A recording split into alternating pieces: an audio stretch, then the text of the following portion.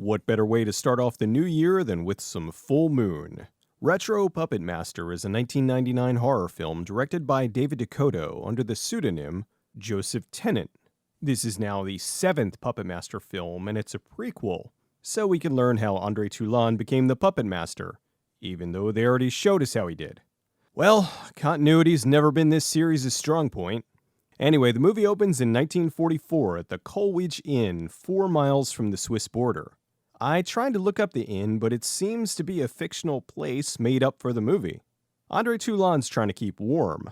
The puppets better hope he doesn't run out of twigs, because they are made out of wood after all. Toulon has a nice chat with the puppets and goes looking for lunch. Ah, a tin of ancient sardines! This surely will be enough sustenance to get over the border. Blade finds the head of Cyclops, which sends Toulon down memory lane. Way back in stock footage land, a guy is being chased by infidels. The two corner the man. Those who steal the secrets of the gods must die. Those who steal the secrets of the gods must die. Ted, I just said that! Feel the power of Sutek. Feel the power of Sutek. Ah, just stop. Die, sorcerer. Die, sorcerer.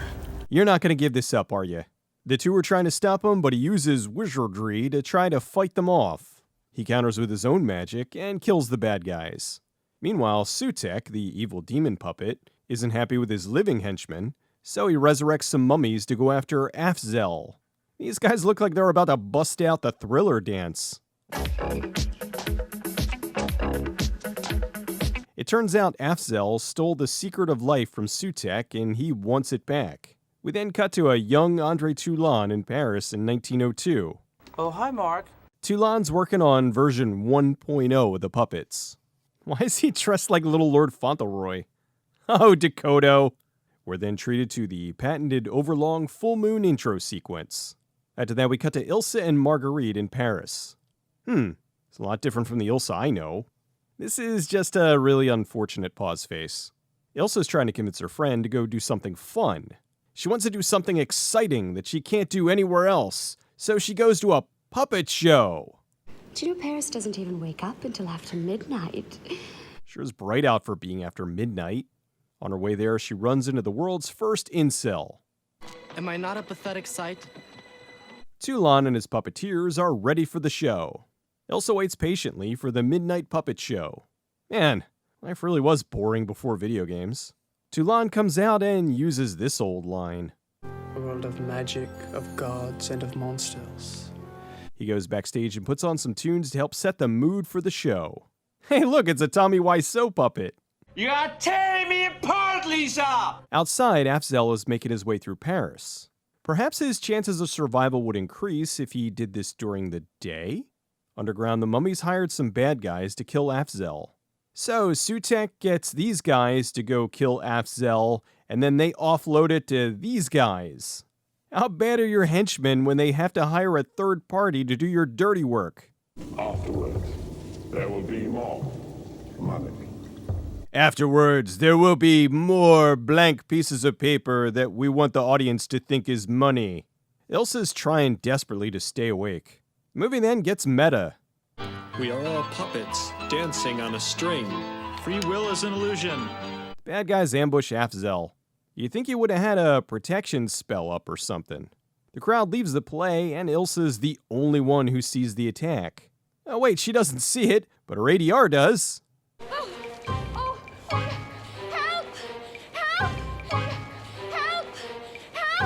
The bad guys run away, and she goes to get help. Toulon brings him inside and tells the police what happened. If he wakes in the next hour, he should recover. If he doesn't, he probably won't. Wow, don't take him to a doctor or anything. He might live, he might die. Toulon flirts with Ilsa a bit, and she goes home. The fruity yummy mummies are mad that their low-rent henchmen couldn't do the job, so they kill him. Later that night, they show the moon, and then they show this. It's daytime! Toulon goes to talk to Asfel. Asfel tells Toulon his history. He tells Toulon he's going to teach him the secret of life. He proves it by animating his puppets. What? Toulon goes to leave again and finds the pleasant panhandler dead. I guess he wasn't faking. I thought you just cover your customers. Is it real now? To tell you the truth, I'm not sure myself. Afzal tells him to bring the body in so they can put his soul in a puppet. I'm sure he'll love that. What's worse, being dead or being undead trapped in the body of one of these? Toulon uses the Fang Ring to harness the power of death. The puppet is now alive! Thanks a lot, jerk. Toulon then disposes of the body under a tree outside. Ah, there. No one will be the wiser. He goes inside and the puppet's playing hide-and-go-seek.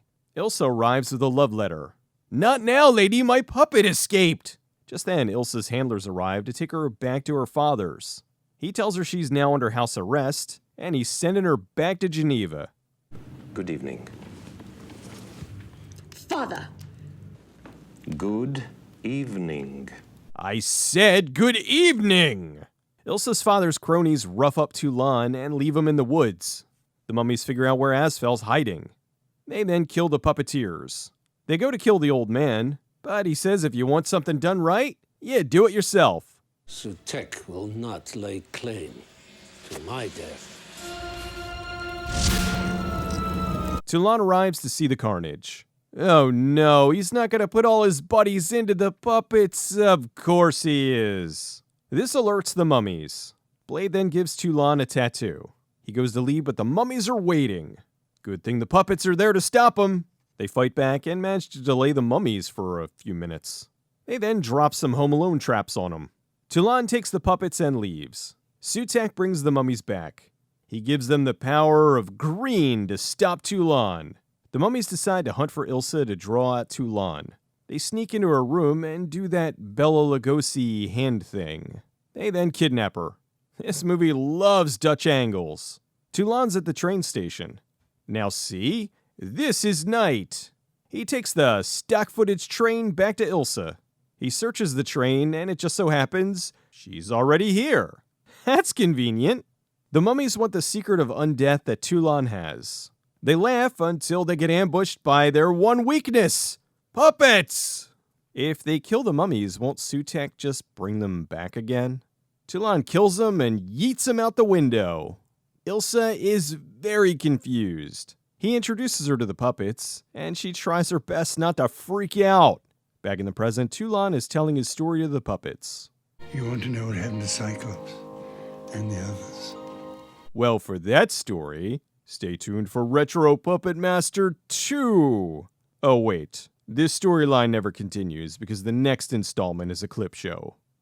Retro Puppet Master was shot in late 1998 in Bucharest, Romania. The movie was a non-union production, so director David DeCoteau filmed it under a pseudonym as to not upset the Directors Guild. He filmed this back-to-back with another movie, Witch House. He filmed Witch House first, and then Retro Puppet Master immediately after. Actually, the Coleridge Inn was the Witch House. So on the last day of filming that, he added the inn sign, and then filmed this establishing shot. Retro Puppet Master was filmed in 12 days. They finished filming Retro Puppet Master on Christmas Eve, 1998. While DeCoteau took the job, Charles Band, the head of Full Moon, had an unusual request. They were going to package this with some family movies, so he needed it to be PG-13. This would be the first Puppet Master to not go for an R. The director had to rewrite the script and made it so the deaths were bloodless, had no cursing, and there was no nudity. Toulon doesn't even kiss the girl at the end. Richard Band wasn't available to do the music, so they hired John Massari, who is well known for his Killer Clowns from Outer Space score. DeCoteau worked with actor Guy Rolfe in 1993 on Puppet Master 3, and brought him back for a small part here. He flew with his wife from London to Bucharest, and shot his scenes in one day. Rolfe was 88, and was only taking these acting roles now as a vacation, since his parts usually only required a day or two of work. Sadly, this was his last movie, and he died of natural causes on October 19th, 2003. This was Greg Sestero's first movie. He moved to Los Angeles, and was plastering his headshots everywhere. When he met with the director, DeCoteau asked him if he could do an accent. Even though he was born in California, his first language was French, so he impressed the director by doing a flawless French accent. When designing Toulon's outfit, the director told the costume designer to make him look like Liberace. Sestero was living in Tommy Wiseau's apartment in San Francisco when he got the role here.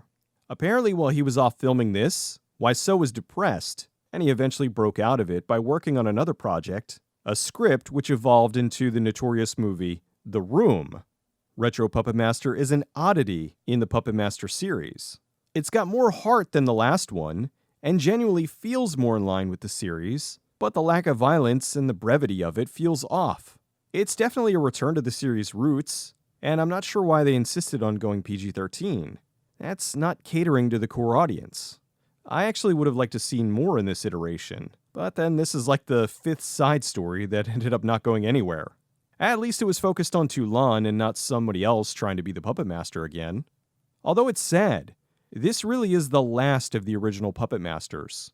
I know we have 2003's Legacy, but as I said earlier, it's 90% a clip show. It isn't until 7 years after that when the series picks up again in Axis of Evil. This is also, as of currently, the only installment of the Puppet Master series on riff tracks, most likely since Greg Sestero is in it. Retro Puppet Master isn't as good as 2 through 5, but it's better than 6. Regardless of it being PG-13, it's still a Puppet Master movie from Full Moon, and quite honestly, that's good enough for me.